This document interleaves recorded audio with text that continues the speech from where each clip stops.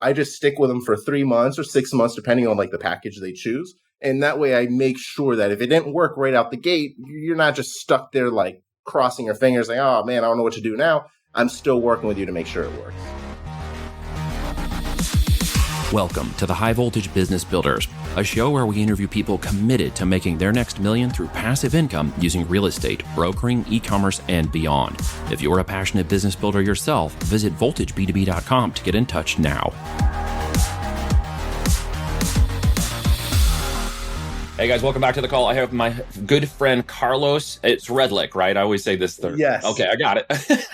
Welcome to the call, bro. Thank you for having me, man. I appreciate it. This is cool. Yeah, I'm excited to have you here. So I haven't had to talk with a copywriter in a while for my business because I do a lot of the copy myself, but it's always great to have someone who is a full-time and an expert in this space, to have people listen to copy and someone who does copywriting and what it means to the world. So let's break this down. Let's start with your first 30 seconds about you. Who are you? Why should we listen to you? Why are you important? I know why you're important, but I want everybody else to understand why you're important. Sure. So I'll kind of fast track this a little and get to the copywriting part, but I got involved in copywriting years ago, over a decade ago, when I was into martial arts. I used to have a couple martial arts schools, and my martial art instructor at the time is the one who showed me all of this copywriting stuff. Now, he showed it to me because I needed to learn how to sell. I just needed a way to get better at communicating. But it was also kind of my secret advantage for helping grow our martial arts school. And so because I started writing copy for the martial arts school, it was my school with my buddy Vit, I was doing direct mail, postcard. I was doing pretty much everything under the sun, except for online marketing, which is kind of funny because I didn't. Interesting. This was like 10 years ago. For some reason, okay. Facebook wasn't that cool. But it was still cool. It just wasn't cool for me. It wasn't cool for me.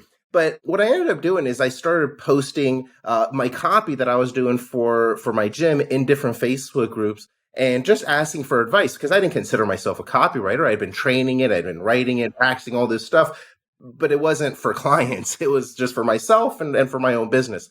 And I started getting other people obviously giving me really good advice, and I started taking that advice. But I also started having other people who were gym owners, personal fitness people, et cetera, messaging me saying, hey, I saw your little postcard or your flyer that you submitted, man. How did that do? Do you think you could do something like that for me?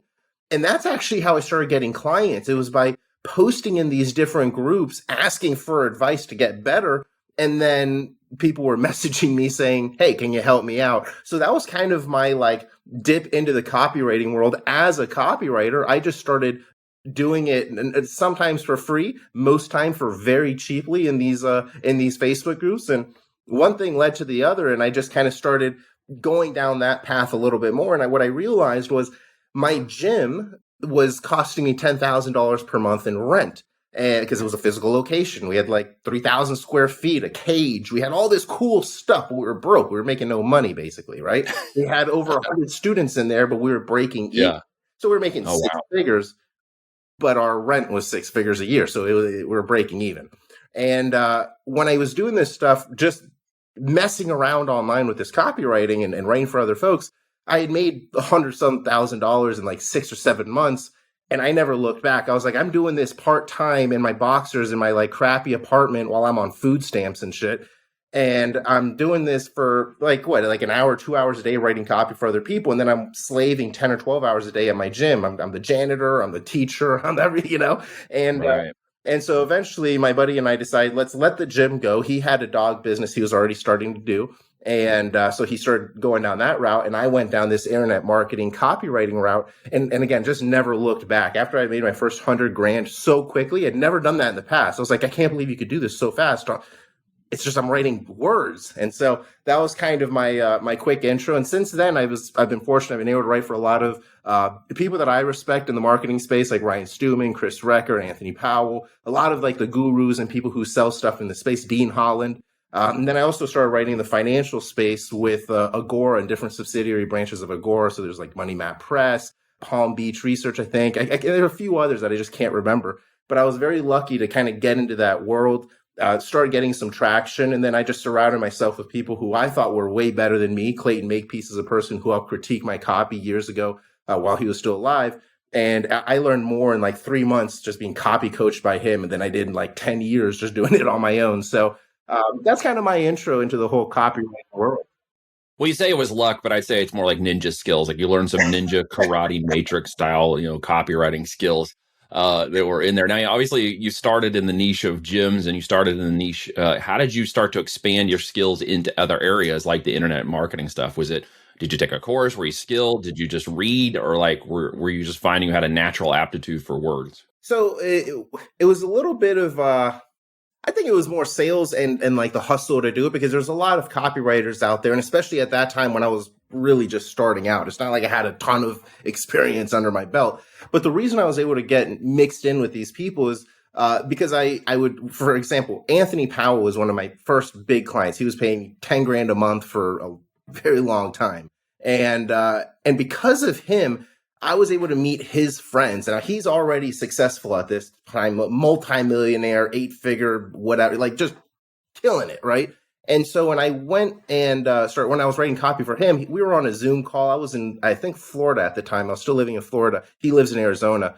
And he said something like, hey, man, and it was like in passing, just joking. It was myself, him, and his assistant on this Skype. And he's like, why don't you just like move to Arizona, man? I mean, what are you doing in Florida? You don't have a gym anymore. You just come write copy for me full time, dude. You're already making a bunch of money doing this from your house. Maybe we could joint venture on more stuff. And he said that in like in passing, almost like a joke. I don't even know if he was serious, but I was broke and on food stamps previous to making money with him. So I was still very like, I'm like just making a little bit. I just made my first 100 grand and I was like homeless basically beforehand. So 100 grand was like, I'm super rich. That's a big deal. Try not to get homeless again after that, right? No, it was a very big deal for me just to make that a little bit of chunk of change. And when he kind of dangled that carrot in front of me and said, dude, you're already making this money working from home.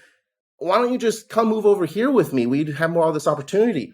And it was basically a 5-minute decision that Tiffany, my girlfriend, and I, we basically said, do you want to move there? I mean, there's nothing really here in Jacksonville. We were considering moving anyway because we finally had a little bit of cash in the bank accounts. We were like, maybe we should just do something. So we were going to go to Colorado, but we don't like the cold that much. So we ended up talking with Anthony and we were like, so if I move there, are you really okay with that? Like, he's like, yeah, dude, I don't care. Come, I'm already paying you. So anyways, it was like a 5-10 minute decision. We ended up moving less than a month later, just picked everything up, moved to Arizona. And when we started hanging out there, I moved a mile, 2 miles away from Anthony's office. I was in there all the time. Long story short, we would go to different seminars with Anthony because he was just educating myself and Tiffany. He basically brought Tiffany in as well. And very cool. And at these little seminars, he was introducing us, like, we actually went to Chris Records' 3C seminar in Las Vegas years ago, and he was introducing us to all of these people in Vegas. And I was meeting people that I had only seen on not TV, on the internet. And I was just like I was awestruck basically. And he was helping me get everybody's connection, mingle with everybody. So going to that first event allowed me to meet like 20 something people that I otherwise would never have met. And those people turned into clients. So like Chris Record was one of them, turned into a client. I did the same thing with Chris. I mean, Chris introduced me to his network of people. And I was very fortunate in that sense because I was borrowing his credibility. They're like, oh, if you're writing copy for Anthony and you're writing copy for Chris, maybe you can help me with my copy. And so that kind of snowballed into something where I realized, I think I'm better if I just go meet these people in person. And so I kind of took that as a strategy. And I don't know if you know, Ryan Stewman, he's another, successful dude, really cool guy. He ended up approaching me as well to write some copy for him, like $2,000 a month, $3,000 a month, just to write some little emails. And what I did is I was like, well, this guy is like another Anthony Powell and Chris Record and all this. This is another top guy. I'm just going to go fly to Dallas and meet him. And so I flew down to Dallas. I went to his masterminds because he was like, if you want to come, you just come for free, man. I mean, you're already writing copy for me. It'll be good for you to be exposed to what my masterminds and programs are. So I went, met him. He didn't pay for it. I just paid for Tiffany and I to go there. And we mingled with all his friends. And again, the same thing happened. He basically highlighted me at that mastermind. And I was, again, fortunate to have all of his people there come to me for copy. So that's kind of been my thing. I've always tried meeting the people who I know are influential, becoming friends with them, because if you're friends with them, who doesn't want to work with their friends? People recommend their friends. Man, there's something here you're unpacking that I don't think people maybe are picking up on. I want to draw it out just in case somebody didn't catch it. It's a simple phrase right here that may make sense in this moment. And it's who you know that gets you there. And it's what you know that keeps you there. So even if you got into those networks and you were writing crappy copy, how far do you think you would have made it? Yeah, not very far at all. Not very far at all, right? So again, there's two components to this to give you kudos. Number one, your networking skills are on point, absolutely. But your copywriting skill was obviously fire, as these guys were getting results, because that's really what it gets down to. Because anybody can write copy. I can sit down and write copy that doesn't convert. Anybody can do that, right? And some people on here might be thinking their copy converts, or maybe they're trying to write copy and it's not converting. But what I mean by converting is you're turning that written word into an actual ROI of return on that. Let's get into that for just a second. Unpack some of that for me, right? What's some of the expectations of ROI from copywriting that you put in place with your clients? Well, one of the things that I've done is it's always been hard for me to measure what the exact ROI is going to be for any client. Because if I'm selling a $3,000 program to an internal list of everybody who loves Ryan Stewman, for example, it'll be a little bit easier to do that than selling something of a smaller price package to cold traffic. But what I do with clients is I just stick with them for 3 months, and my goal is for them to at least 3x whatever they invested with me. So if they spent $5,000, I want them to make between like $15,000, $20,000 minimum for the copy that I've written. So usually what I do is I try to take on projects where my copy is going to actually have a big effect on whatever the thing is we're selling, right? So if I'm not usually going to try and write a blog article, because there's no money that can usually be generated from a blog article. But if I write emails or if I write a sales page, people can say, hey, Carlos wrote that and it made me this amount of money. And so it's a little bit Track easier. And measure. Yeah, it's a little bit easier to measure. So that's kind of what I've done. I just make sure I stick with our clients, because it's not like every single thing I write and it's like it goes out of the park and it's crushing or any of that stuff. But the thing that makes me different is that I never left people. Like sometimes people will hire a copywriter, and I did this mistake in the past. I would hire a copywriter. They would write some copy. It didn't necessarily work how we wanted it to, and then they would disappear. I did that for my martial art business. I've done that in other things as well. And I just didn't want that to happen to people. So I just stick with them for 3 months or 6 months, depending on like the package they choose. And that way I make sure that if it didn't work right out the gate, you're not just stuck there like crossing your fingers like, oh man, I don't know what to do now. I'm still working with you to make sure it works.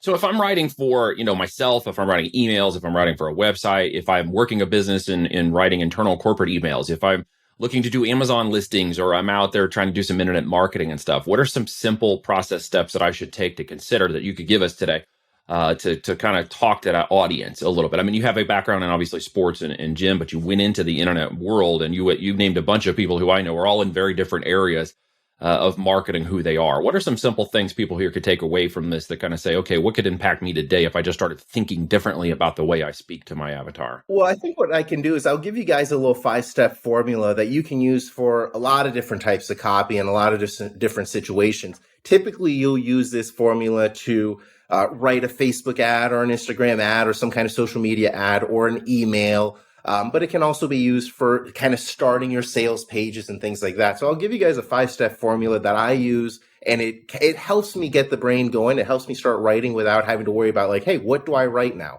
There should never be that I'm stuck. I don't know what to write, because there's so many formulas and so many things out there that can help get you started that there shouldn't be any time where you're just like in a lull, like I don't know what to write. So that 5-step formula, again, you can use it for any single niche, and I'll give you an example. It'll be a freestyle example, so it won't be my best copy, but just to show how easy it is to do this stuff. Copy on the fly.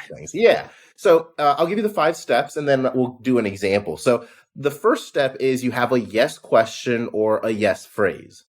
The second step is you have a story to identify the problem that relates with the reader. Third step is you have the big aha moment or the discovery of the solution. Step 4 is you suggest the possible solution. And then step 5 is the call to action. So I'm drinking some coffee in here. This is no worries. Okay, so we're oh wow. No, we love coffee. so I got some coffee in here. We're gonna pretend I'm selling this coffee container thing. I'm gonna call it a coffee container. I don't know if it's a cup container or whatever. But we're gonna pretend that we're selling this. And we're gonna assume that, let's say, the problem is that people who use coffee cups complain that their coffee goes cold after like an hour or something, right? Let's just assume that's a problem. Then they got to reheat it, and it's like the worst thing in the world, right? Just for freestyle purposes. So if I was going to follow my 5-step formula, the first step is that yes question or yes phrase. So I would say something like, love coffee? Yes, because if someone is reading this and they do like coffee, it makes them say yes automatically. So yes, I do like coffee. The second step would be a story to identify the problem. So I'll say, well, I love coffee too, but one of the things that I can't stand about my cup is that every time, as soon as I make it, the coffee is super hot and I can't drink it. And then an hour later, by the time I get to my office, it's super cold and I got to reheat it and it just doesn't taste as fresh as I would have liked it.